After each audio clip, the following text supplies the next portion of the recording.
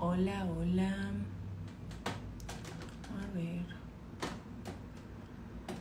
Ok.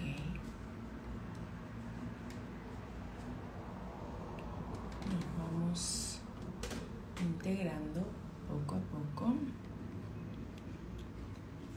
¿Cómo están? Bonita tarde. Ya tienen sus preguntitas anotadas ahí en papel. A ver.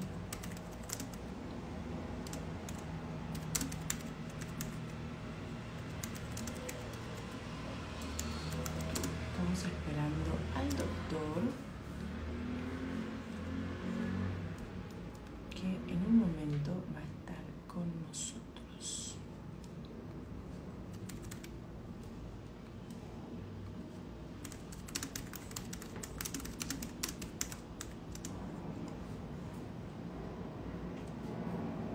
Ahí está. Ok, perfecto.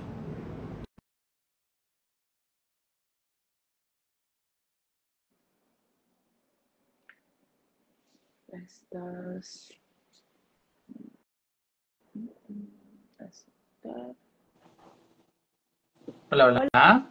Hola Jorge, ¿cómo estás? Hola, Cintia. ¿Me escucho y me veo adecuadamente? Sí, perfecto. Te escuchas Perfectísimo. Voy perfecto a quitar y... mis audífonos porque como que no los leyó, Ah, pero ahí estamos. ok. Sí. Pero sí te escucho perfecto, ¿eh? Te Ah, escucho buenísimo. súper bien. No tenemos tema con Déjame eso. darle Bien. zoom. Bueno, antes que nada vamos a presentar al doctor. Te hago una pequeña presentación, Jorge, para que las personas que estén acá escuchándonos o también para que las que nos vean después, que tengan el conocimiento de quién van a recibir toda esa información tan valiosa que les vas a dar. El doctor Jorge Salazar es médico por la Universidad Veracruzana y una especialidad en psiquiatría por el Tecnológico de Monterrey. Además, tiene una alta especialidad en psiquiatría de enlace y en entrenamiento intensivo en terapia dialéctico-conductual. Fue jefe de residentes del Centro Estatal de Salud Mental de Saltillo, Coahuila, creador del espacio psicoeducativo Psiquiatría para Todos y cofundador de Mind and Life Center, clínica especializada en atención psiquiátrica y psicológica. ¡Wow! Gracias por la presentación y la Tenemos a invitación, un Cintia. wow, Es un al mejor gustazo. doctor. Bien, Gracias. No, un Jorge. gusto para mí estar aquí. No, muchas gracias por estar acá en domingo apoyándonos y también, digo, como cumpliendo este objetivo que tenemos que es informar a las personas, ¿no? Como yo te comentaba, a mí me interesaba mucho esto porque noto a nivel social que hay un estigma y un miedo muy fuerte a la psiquiatría. Si como psicólogo tu paciente tiene ansiedad y lo recomendás con el gastro, no pasa nada, ¿no? Pero si lo recomendás con el psiquiatra es tran, o sea, como, por favor, no lo soporto. Entonces, está buenísimo que estés acá apoyándonos y que estemos aclarando la, lo que las personas necesitan saber, ¿no? Entonces, antes que nada, me gustaría que empezáramos con, ¿cuál es aquella pregunta más frecuente que vos crees que las personas necesitan saber? Eh, Híjole, es que hay un montón de estigma cuando llegan a consulta. Primero llegan como con mucho temor y no saben muchas veces qué esperar, ¿no? Y yo creo que es la primera pregunta que tienen: ¿a qué voy a ir al psiquiatra, no? ¿Qué me van a preguntar? Hay temor de qué me va a decir el doctor, ¿no? Me va a decir que estoy terrible, que estoy muy grave, que estoy loco incluso. Y yo creo que es lo primero que habría que clarificar, ¿no? Finalmente, el psiquiatra es un especialista en la medicina, como lo es el cardiólogo, el nefrólogo, el oncólogo, y así como enferman muchas partes de nuestro cuerpo, pues también nuestra mente, que está conectada con muchas otras estructuras y funciones, pues también enferma. Entonces yo creo que lo primero que hay que saber es que es una conducta saludable el visitar un psiquiatra como lo sería un internista o algún otro especialista de la medicina, y que en el fondo generalmente en una primera consulta obedece a ciertas preocupaciones y lo que se hace es una evaluación, ¿no? Finalmente, para poder determinar si la persona que acude con nosotros realmente tiene un trastorno psiquiátrico o no, y si ese trastorno psiquiátrico se trata con psicoterapia o con medicamentos o con neuromodulación. Entonces creo que es lo Claro. primero que hay que ir contextualizando a quienes nos Ok, están viendo ahorita. perfecto, bien. Yo pensé justamente en un par de preguntas, ¿no? Que te había comentado y una de ellas es algo que me preguntan y que también es una duda creo que muy importante es, ¿cómo sé cuándo es el momento adecuado para comenzar un tratamiento psiquiátrico? Ok, ok, ya. Em, Prácticamente va a depender mucho del tema de diagnóstico y creo que la respuesta es dependiendo, ¿no? Siempre es esta respuesta en el área de la salud, ¿no? Sobre todo la salud mental, depende. Un tratamiento se da cuando hay un diagnóstico, ¿no? Y un diagnóstico psiquiátrico, dependiendo del diagnóstico, pues tendrá distintas modalidades de tratamiento, ¿no? Si hablamos, por ejemplo, de depresión o de trastornos de ansiedad, prácticamente las guías, por ejemplo, más conservadoras, que son las guías europeas, sugieren que siempre que tengamos como un episodio depresivo moderado o grave o complicado, sí o sí se requiere una intervención psiquiátrica, ¿no? Muchas veces algún medicamento. Estas guías que son algo conservadoras dicen, bueno, si es leve, a lo mejor no necesita un tratamiento farmacológico, necesita estilos de vida saludable, necesita psicoterapia, necesita mindfulness y después vemos si realmente requiere un tratamiento. Las guías norteamericanas son un poquito más exigentes y desde esa perspectiva, desde síntomas leves, ya tendríamos que estar nosotros iniciando un tratamiento farmacológico. En el caso de la ansiedad también depende el tipo de ansiedad. Por ejemplo, si estamos hablando de una fobia, el tratamiento pues va a ser más psicoterapia, ¿no? Exposición, aprender algunas habilidades.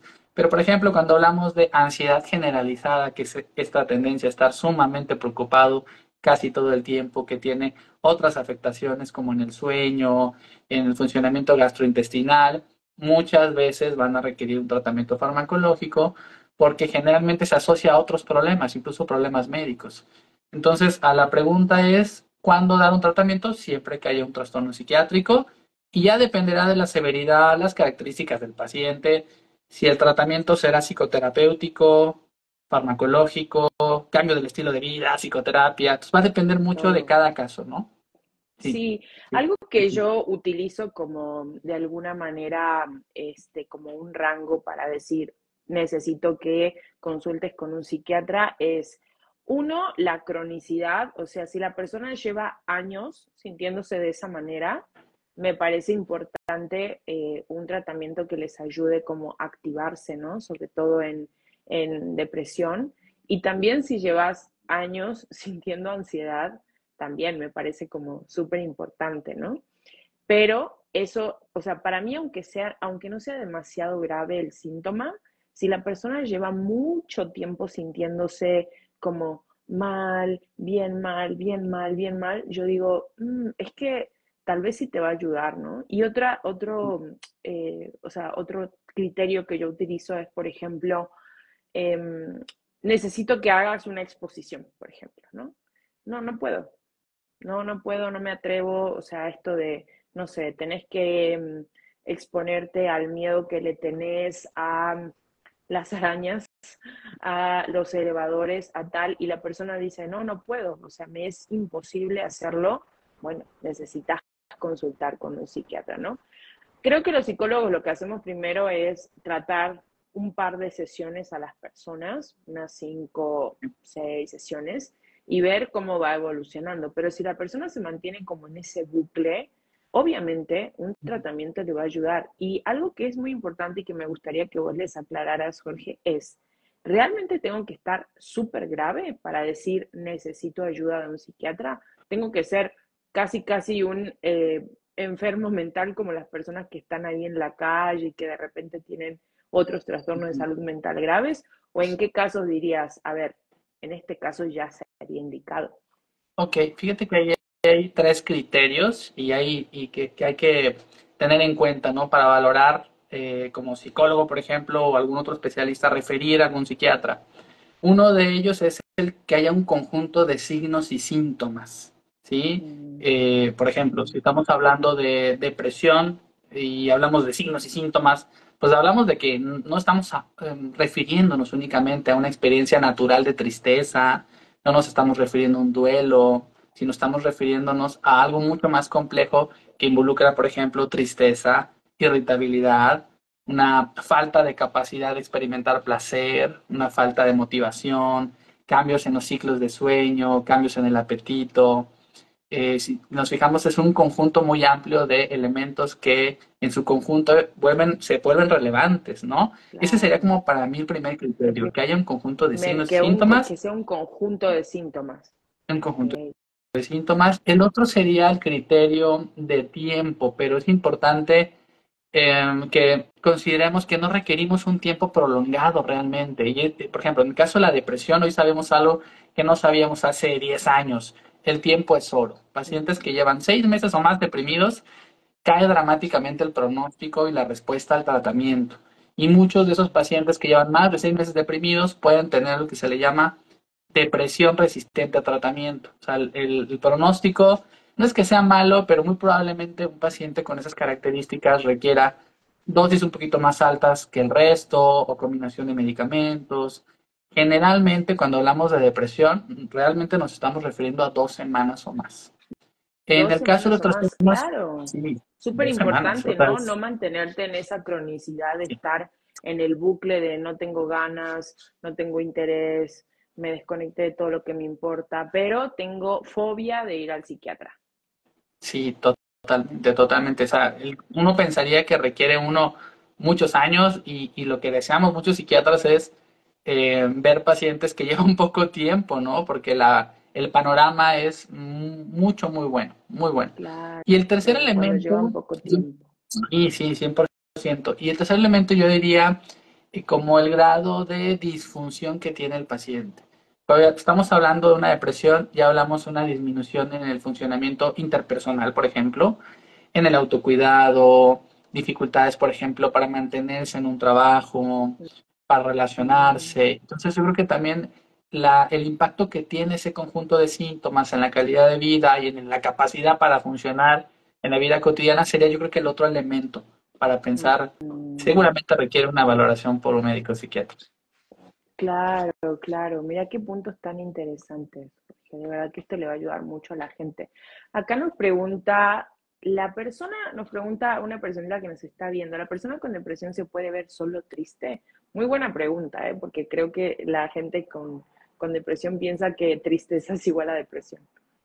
Sí, yo creo que hay que diferenciarlos, ¿no? La mayor parte de emociones son naturales y son útiles para poder sobrevivir, incluso la tristeza, la culpa, los celos, el enojo, la ira, son experiencias naturales que vamos a tener. El tema de depresión involucra muchas más cosas que muchas veces no siempre van a poder ser notables para la gente que está alrededor. ¿Qué cosas podríamos ver como familiares, por ejemplo?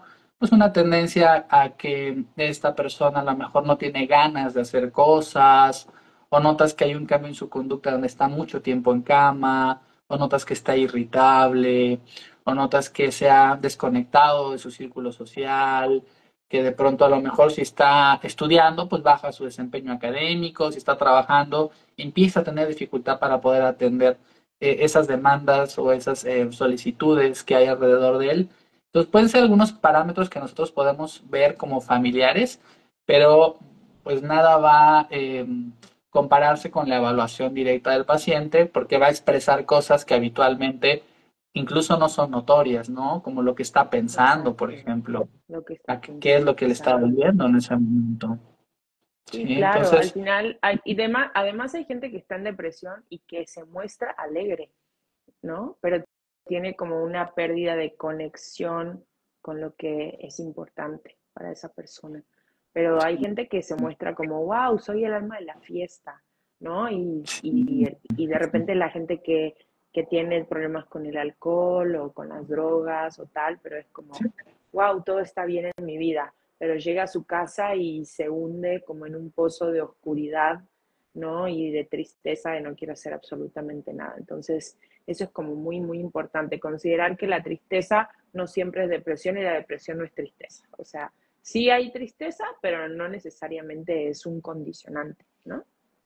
Totalmente. Eso es algo que a veces piensan, ¿no? De yo no estoy triste, por lo tanto no estoy deprimido.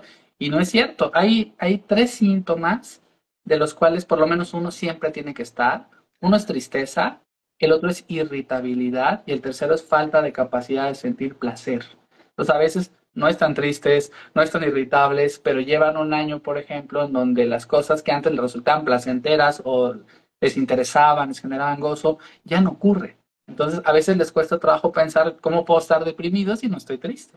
¿Sí? Entonces, Claro, puede haber sí. depresión sin tristeza.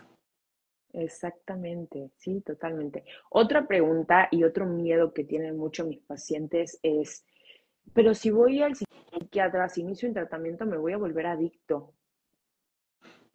Eso, Ok, eso claro, es algo claro. que piensan, No, ¿no? Me pero, voy a hacer adicto, dependiente y ya nunca más lo voy a poder dejar.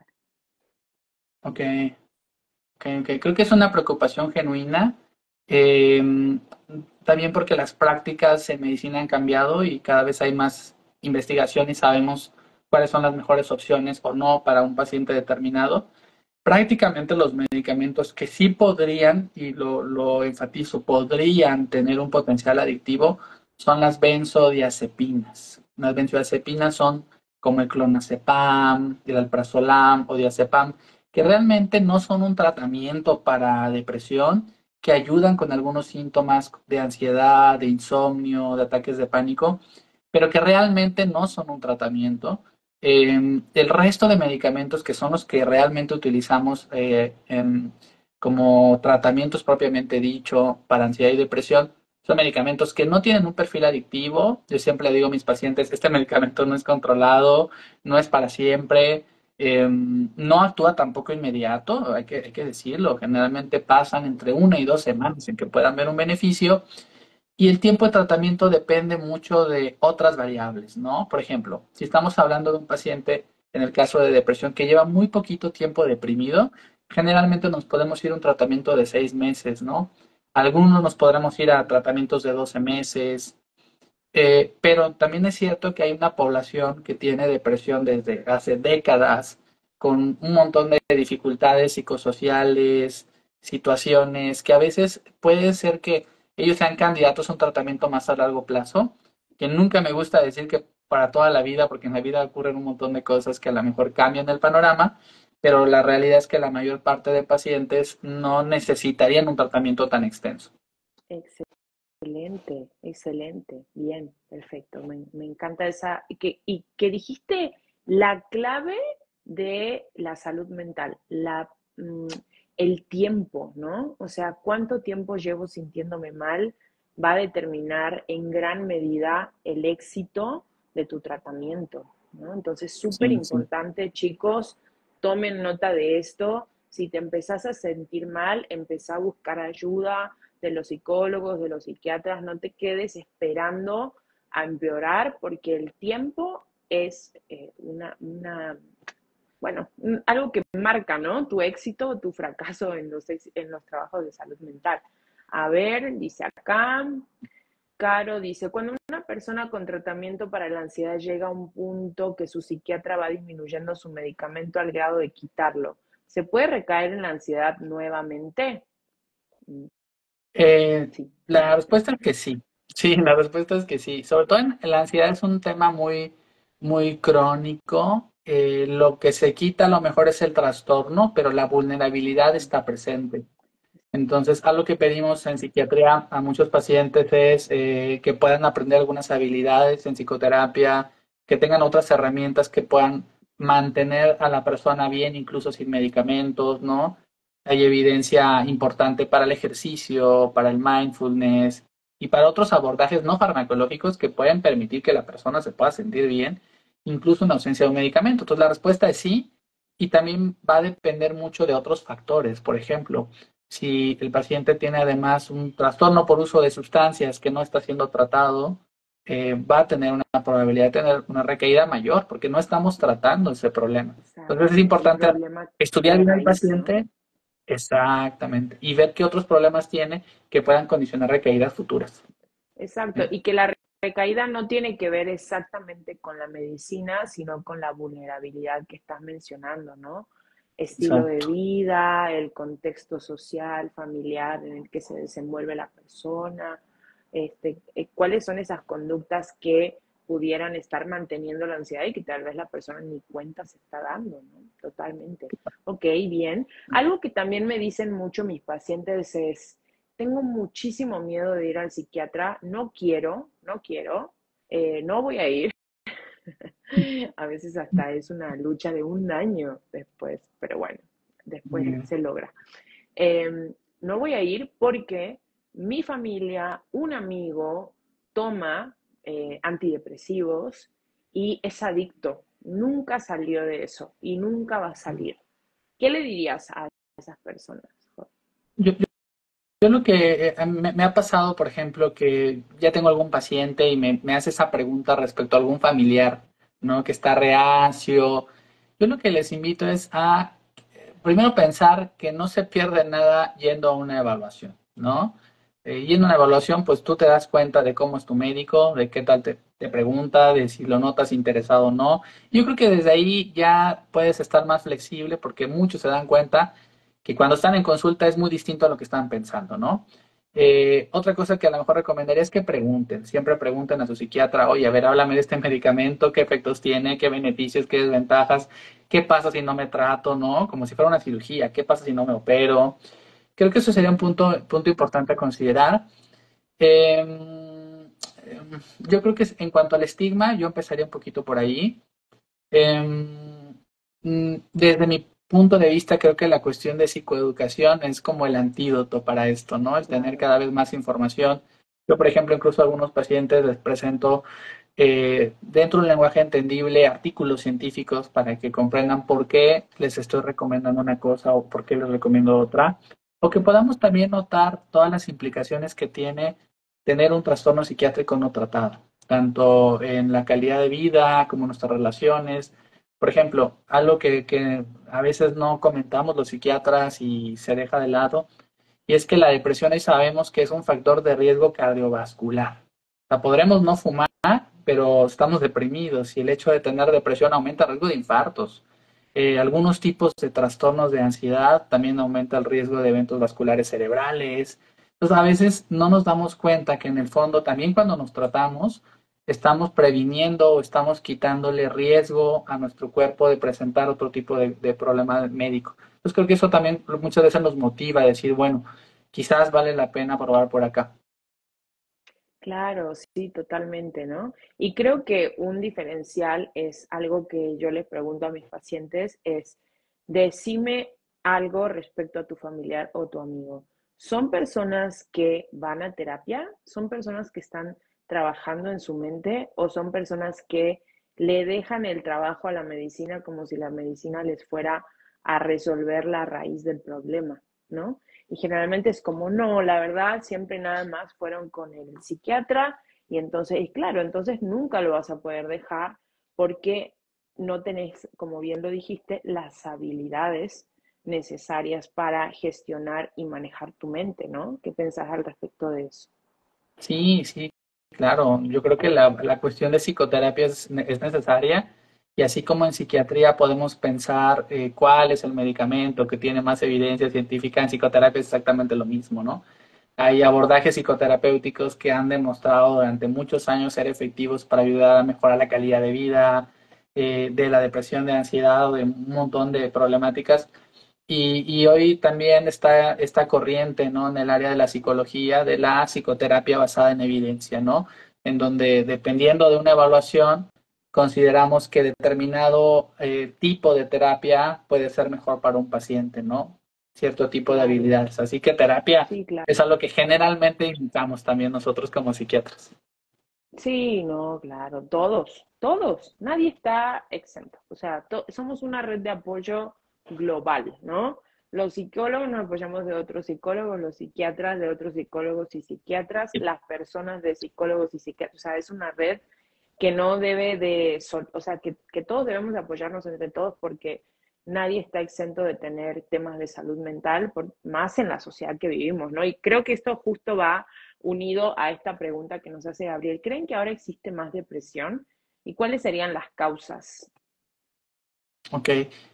La prevalencia ahorita de depresión es más o menos del 9% de la población. O sea, 9% es un mundo de personas, ¿no? Es una cantidad abrumadora. Sí hay algunas regiones en donde la prevalencia es cada vez es mayor, eso es cierto, y que pueden obedecer a temas sociales, a temas incluso políticos, de pobreza, que aumentan la vulnerabilidad de una persona específica. Y aquí nos pone también las causas. Esa es pues una pregunta que se responde de manera compleja porque es multifactorial. Sabemos hoy en día que para depresión, para trastornos de ansiedad, para trastorno bipolar, hay cierta heredabilidad. En el caso de la depresión es alrededor del 60%. ¿Y eso qué quiere decir? Que hay genes que aumentan el riesgo y se explica el trastorno en un 60% por aspectos genéticos y un 40% por factores ambientales. ¿Qué quiere decir? Que no es suficiente tener genética, requerimos también factores ambientales que lo precipiten. Por ejemplo, si hablamos de, yo tengo antecedentes hereditarios de depresión, a la vez tengo trauma en la infancia, y a la vez vivo en una situación de pobreza, y al mismo tiempo tengo, no sé, alguna enfermedad médica, no sé, lupus, artritis reumatoide, son como puntitos que se van agregando que van a aumentar la probabilidad pero así como vemos ese fenómeno, vemos lo contrario. Va a haber algunas variables que van a ser factores protectores, que nos van a disminuir la probabilidad de tener algún trastorno psiquiátrico. Entonces, parte finalmente de una consulta con un profesional de la salud mental es poder hacer esa integración de todos esos datos médicos, sociales, psicológicos, que permitan planear mejor una intervención de tratamiento. Sí, pero la respuesta Sí, aquí claro. para Gabriel es multifactorial realmente. Multifactorial y 60-40, ¿no? 60% genético y 40% de ambiente. Y generalmente, pues si hay un 60% de genética, sí o sí va a haber vulnerabilidad, ¿no? Porque, bueno, Sí, o sea, las personas con depresión tienden a caer en ciertas vulnerabilidades justamente por su misma condición, ¿no? De alguna manera. Ok, bien. claro. También acá nos preguntaban, ¿cuándo sé que algo es adictivo para mí y en qué momento lo puedo identificar respecto a los Ujú. medicamentos?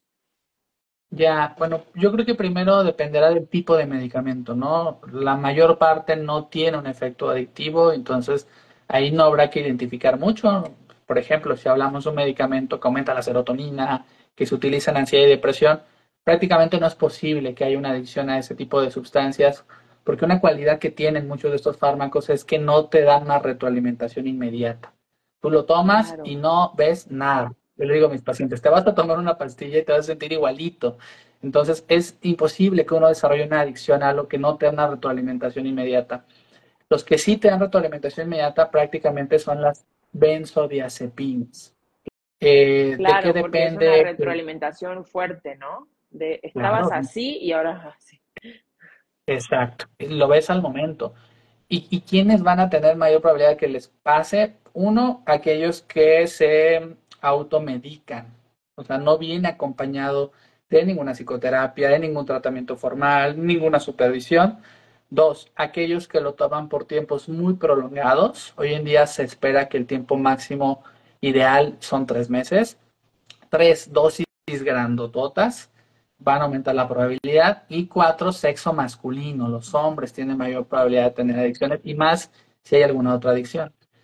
¿Qué dato a lo mejor Claro, debería tener una persona para pensar que está ante eso? Uno, pues es que está tomando cantidades cada vez más grandes, que no se está pegando el tratamiento del psiquiatra, de pronto empieza a tomar más y más y más, o tiene síndrome de abstinencia cuando deja de tomarlo, o ocupa mucho tiempo a lo mejor buscando consumir este tipo de sustancias, y esto aplica para todas las adicciones, ¿no? O recuperarse de sus efectos, o el consumir esa sustancia lo aleja de atender muchas otras cosas en su vida social, por ejemplo, o aun cuando le hace daño lo sigue consumiendo. Eso aplica para cualquier droga con potencial adictivo, llámese claro, benzodiazepina, cannabis, lo que sea. cualquier, cualquier droga. Sí, O sea, algo que también me preguntan mucho es si consumo marihuana o alcohol, ¿puedo entrar a un tratamiento psiquiátrico o no? Es una buena pregunta. Tenemos que ser muy honestos con nuestros pacientes, ¿no? La mayor parte de psicofármacos no tienen una interacción realmente con alcohol ni con cannabis. El problema no es ese.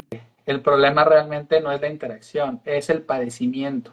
Entonces, si estamos hablando de que hay, por ejemplo, un trastorno de ansiedad y hay consumo alcohol importante, el consumo de alcohol va a agravar y va a complicar el trastorno de ansiedad. Lo mismo en el caso de, por ejemplo, cannabis. Cannabis tiende a dar mucha apatía, mucha como falta de motivación para hacer cosas, nos puede dar fallas cognitivas. Entonces, la razón por la cual les pedimos, oye, pues te recomiendo que no bebas o que bebas un mínimo o que no consumes cannabis, no tiene que ver con el fármaco. Muchas veces tiene que ver con los efectos que tiene en la salud, que muchas veces explican lo que en ese momento estamos atendiendo. Sí, por supuesto, ¿no? Que es, en realidad estás manteniendo el problema con el consumo de cannabis y de alcohol. O sea, si te Exacto, tenés ansiedad con el alcohol o la marihuana, estás realmente manteniéndolo. exacto. Y si tenés depresión también, ¿no? Y a veces hasta la estás, o sea, la estás volviendo más crónica y más intensa también, ¿no? Como muchas veces. Bien, ok. Exacto. Cuando mi psicólogo me dice que tengo que ir al psiquiatra o una persona me dice deberías de ir al psiquiatra, ¿significa como que ya estoy muy, muy grave? O sea, que ya estoy como en lo último o no. Em, a veces sí, tristemente, a veces sí, y a veces no. No, no, creo que no nos deberíamos acostumbrar a que sea un sí. O sea, que tengamos que estar sumamente graves para ir al psiquiatra. Lo que yo veo en mi experiencia de pacientes que llegan conmigo son pacientes que ya tenían hace bastante tiempo una indicación para consultar con un psiquiatra y no lo hacen. Entonces, ciertamente algunos sí se complican en la realidad y pues sí llegan complicados, pero la realidad es que no necesitamos estar graves. De hecho, sería deseable no esperar estar graves. Sería deseable estar con pequeños síntomas, poco tiempo, porque ahí podemos tener muchas intervenciones que pueden ser muy exitosas, que nos van a ahorrar a veces años de sufrimiento. Entonces, yo diría que no es Claro, necesario esperar tanto tiempo. no ¿Sí? es necesario estar tan graves, ¿verdad? Al contrario, creo que No, justo no. como lo habíamos dicho un poco al principio, si empezás a sentir mal, es lo mejor porque tus tratamientos van a ser cortos, ¿no? De corta duración, muy efectivos. Totalmente, es darle como un poquito de amor a nuestro cerebro. Em, y también algo importante, Jorge, que me gustaría que nos respondieras es, ¿cómo afecta el estrés en nuestro cerebro? Y cómo sé si tengo que ir al psiquiatra porque, por la parte del estrés, ¿no? Que es algo que la gente vive mucho. Claro. Bueno, el estrés es necesario para poder sobrevivir. Necesitamos estresarnos para resolver muchas cosas. Y el problema del estrés es los efectos que pueden tener de forma continua e intensa en un organismo, ¿sí? El estrés nos ayuda a sobrevivir, ¿no? Aumenta la noradrenalina, el cortisol.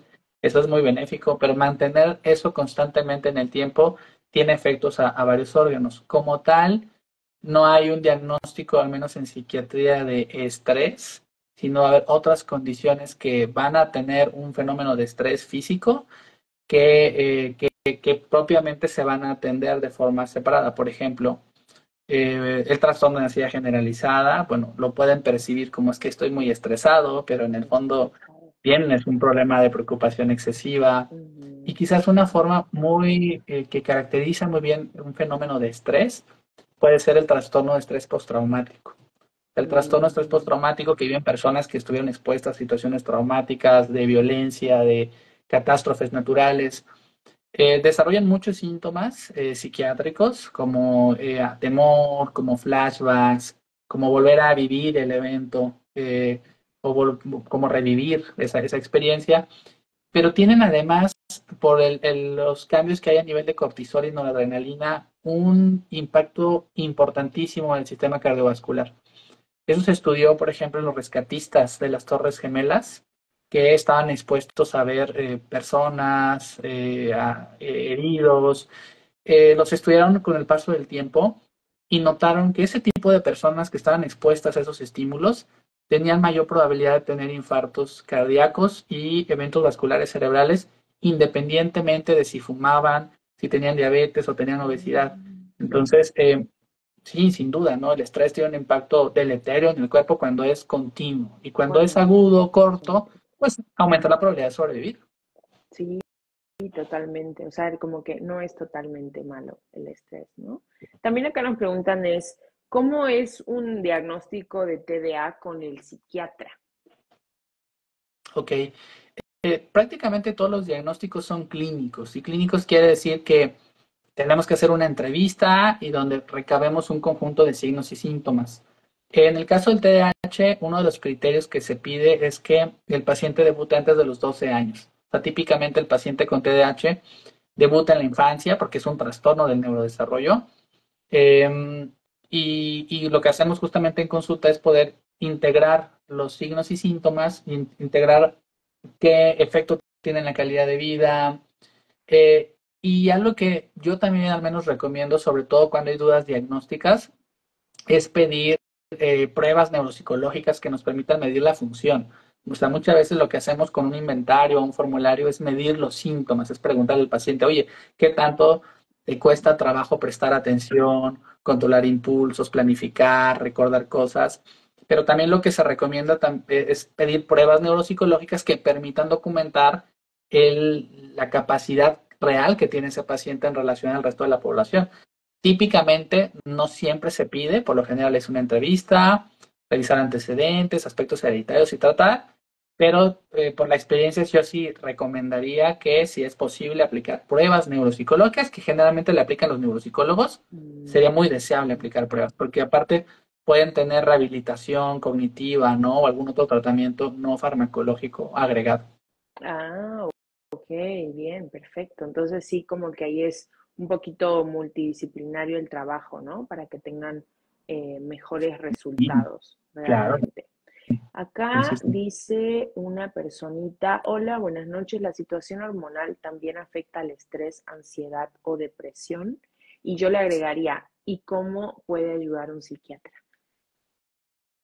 Sí, hay un conjunto de trastornos que vemos los psiquiatras de enlace, que son prácticamente, digamos, buena parte de los trastornos psiquiátricos tienen su contraparte médica. Es decir, puede haber una depresión debida a enfermedades médicas, puede haber una depresión debida a medicamentos usados en otras áreas. Entonces, parte de lo que hace un psiquiatra de enlace justamente es poder diferenciar y discriminar hasta dónde es una clásica depresión o, por ejemplo, es una depresión asociada a un hipotiroidismo, ¿sí?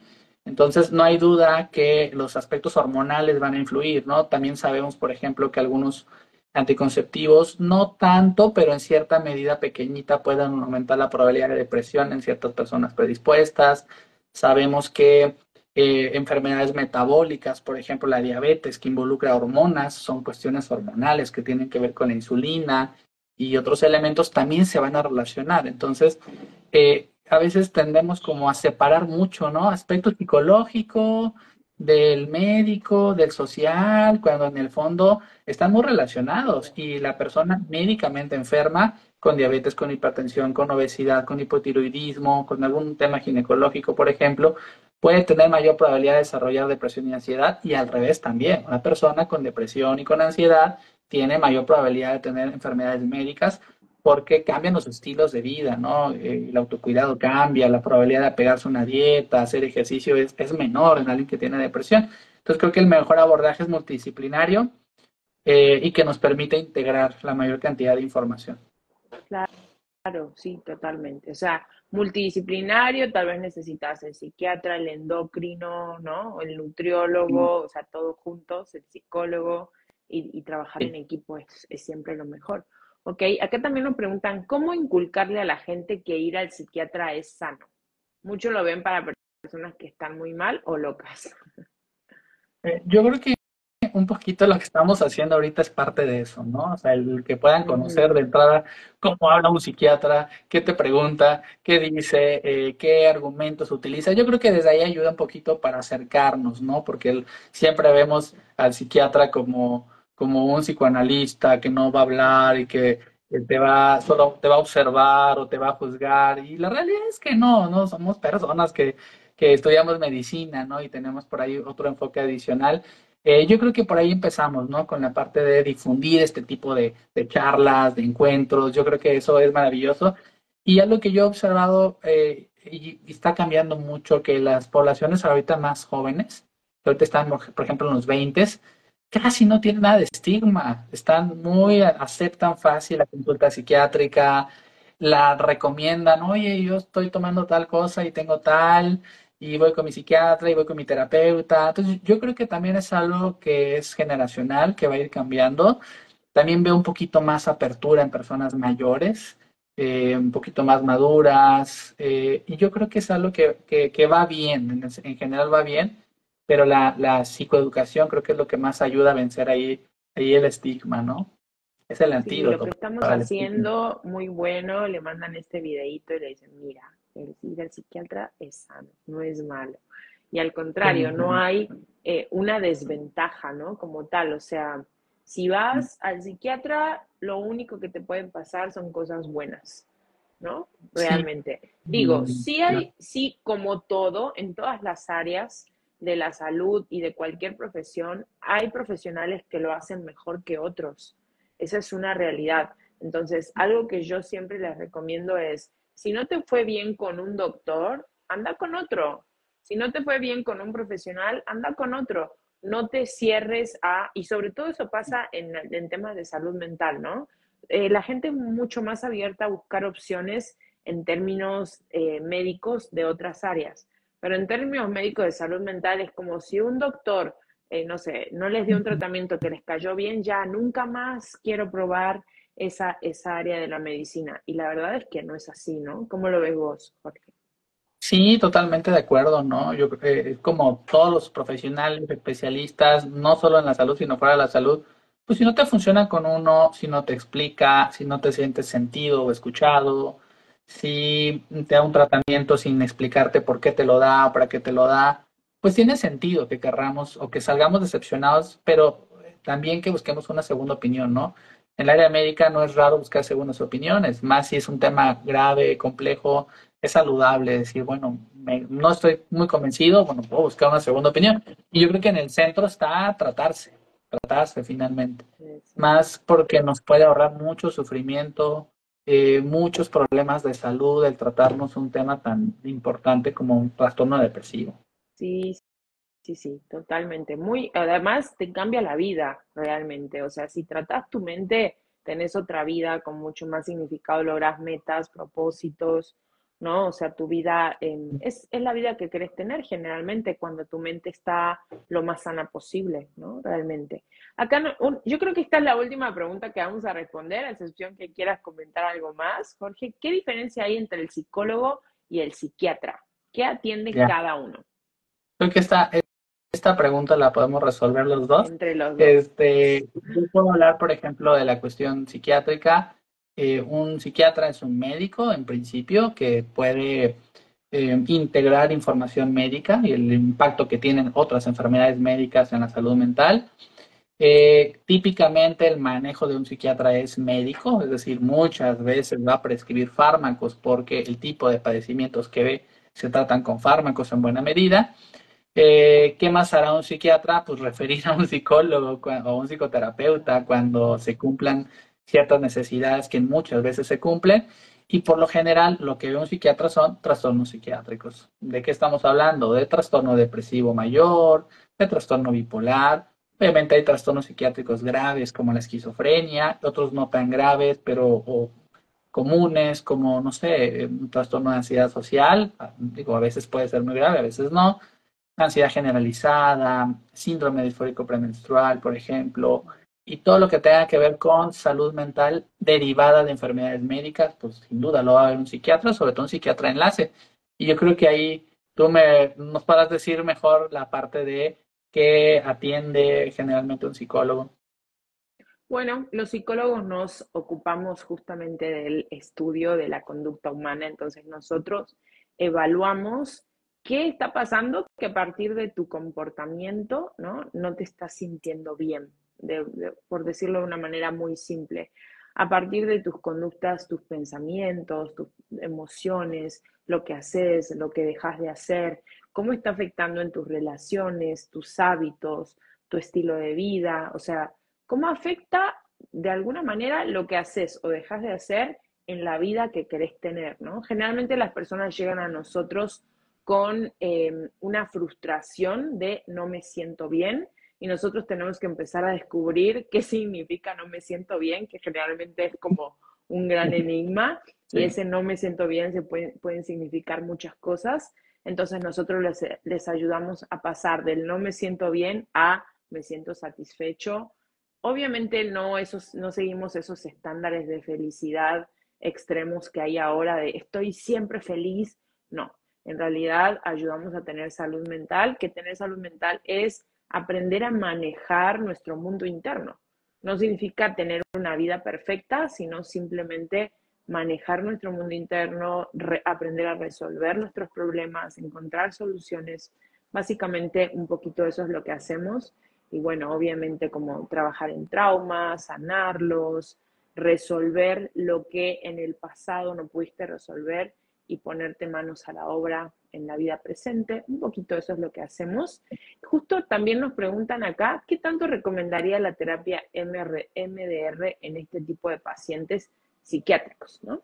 ¿Qué tanto lo Yo no soy, recomendarías, Jorge? yo no soy muy experto en MDR, pero sí he visto la evidencia y donde más lo he visto recomendado, que es un tratamiento no farmacológico en pacientes con trauma, con trastorno de estrés postraumático. Es donde más lo he visto. No soy realmente experto. El manejo que hacemos como psiquiatras de estrés postraumático es, por un lado, diagnosticarlo, segundo, pedir estudios para ver si eso tiene un impacto también en otras áreas de la persona. Generalmente son medicamentos que aumentan la serotonina, lo que puede ayudar a bajar algunos síntomas, y el trabajo conjunto de un psicoterapeuta experto en trauma, ¿no? Que maneje este tipo de abordaje o maneje terapia cognitivo-conductual enfocada en el trauma o terapia dialéctico-conductual enfocada también en pacientes con trauma. ¿Sí? Entonces Sí, ahí creo que claro. respondo parcialmente a Yair. Buen amigo Sí, Yair, sí, por cierto. sí. Gracias por conectarte. Ah, ok. Gracias, Jair. Bueno, creo que respondimos un montón de dudas. No sé si hay alguna duda que a vos te parezca importante mencionarla, Jorge. Con mucho gusto la podés Em, comunicar. Si claro. tenés alguna duda pendiente.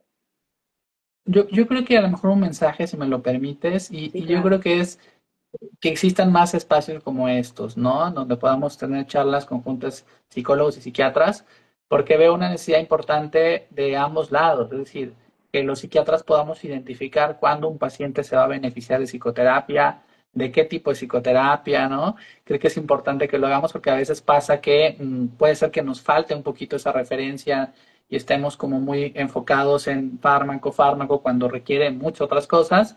Y creo que también el mensaje al revés, ¿no? De que psicólogos, psicoterapeutas puedan tener por ahí algún amigo psiquiatra, ¿no? Al que le pregunten, oye, ¿cómo ves? ¿Crees que se pueda beneficiar? Y hagan equipo, porque yo creo que eso mejora el pronóstico de muchos pacientes. Ese trabajo conjunto y sobre todo en equipo de comunicación.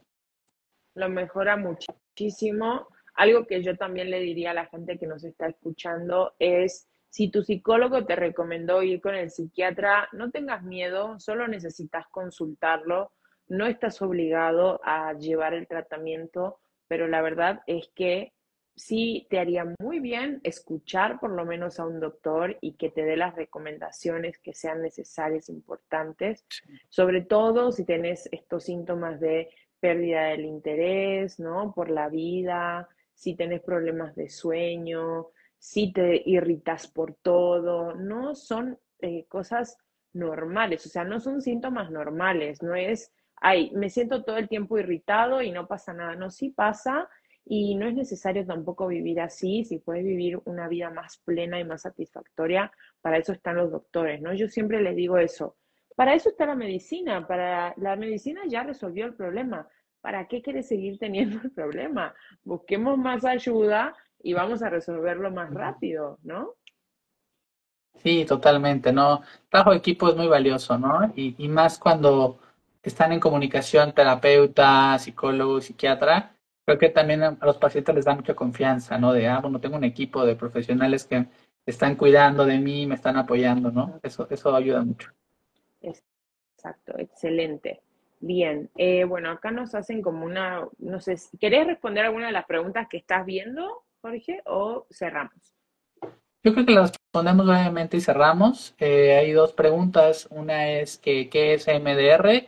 Es un tratamiento no farmacológico basado en pues, una intervención psicológica, sobre todo para pacientes con trauma, ¿no? Y nos preguntan qué estudios son necesarios para el diagnóstico. Generalmente, para la mayor parte de trastornos psiquiátricos, no son necesarios estudios para el diagnóstico. Los estudios nos ayudan a poder darle a veces apellido al diagnóstico o completar un poquito la evaluación. Por lo general, los psiquiatras, sobre todo de enlace, que estamos muy acostumbrados a ver pacientes con enfermedades médicas, pedimos estudios generales, ¿no? De perfil tiroideo, biometría hemática, química sanguínea, vitamina D. Solo en algunos casos donde pensamos que hay un problema neurológico, podríamos solicitar un electroencefalograma o una resonancia, pero para nada son estudios de rutina. Hay otras pruebas que a veces pedimos que son las pruebas farmacogenéticas para ver el metabolismo de algunos fármacos. Tampoco son estudios que se recomienden de rutina, pero sí que es posible que si van al psiquiatra en algún momento le pidan algún estudio. ¿Sí? Y Ok, pues, no sé, perfecto. agradecerte, Cintia, no sé si tú quieras comentar algo más. Yo encantado de No, haber bueno, yo estado la aquí con verdad ustedes. que te agradezco enormemente, Jorge, que estés teniendo la disposición, el tiempo para estar acá un domingo en la noche, regalándonos tu tiempo, que es muy valioso el tiempo de todas las personas para apoyar y ayudar a las personas, ¿no? Y aclararles muchas dudas, me parece maravilloso, muy lindo de tu parte. Agradecerle a la gente que estuvo ahí, que nos hizo preguntas y que está lindo como ver que hay muchas personas interesadas en saber de qué se trata un tratamiento psiquiátrico y cuándo es recomendado asistir con el psiquiatra. Eso nos anima un poco a saber que la conciencia se está despertando y que las personas realmente están tomando en consideración que no se trata de estar locos, que no se trata de estar graves, se trata de una ayuda médica más como cualquier otra área de la medicina, ¿no? Sí, totalmente de acuerdo, Cintia. Pues agradecerte a todos su tiempo en un día complejo, hora compleja, que nos puedan prestar atención, siempre es muy valioso. Muchas gracias, Jorge. Y bueno, después, más adelante, vamos a volver a invitar al doctor cuando él quiera, si él puede asistir. Entonces, déjenos también sus preguntas, si quieren hablar de algún tema, porque de repente como nosotros nos dedicamos a esto, no tenemos como tanta información de qué es lo que le mueve a las personas. Entonces, si ustedes quieren saber de algo, nos escriben, che, sería bueno que hablaran de esto y les podemos ayudar, ¿no? Por mi parte, encantado. Ok, y si quieren contactar al doctor, igualmente voy a dejar acá en la cajita de este live, voy a dejar la información y también, no sé, Jorge, si les quisieras decir en dónde te pueden encontrar. Psiquiatriaparatodos.com es nuestra página web. Ahí van a poder tener acceso a Facebook, a Instagram. En Instagram es Psiquiatría para Todos MX y en Facebook me parece que es Psiquiatría para Todos solito. Ok, ¿Sí? Tiene un logotipo ahí muy clarito con una persona meditando.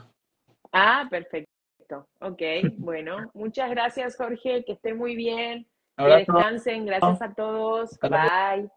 bye.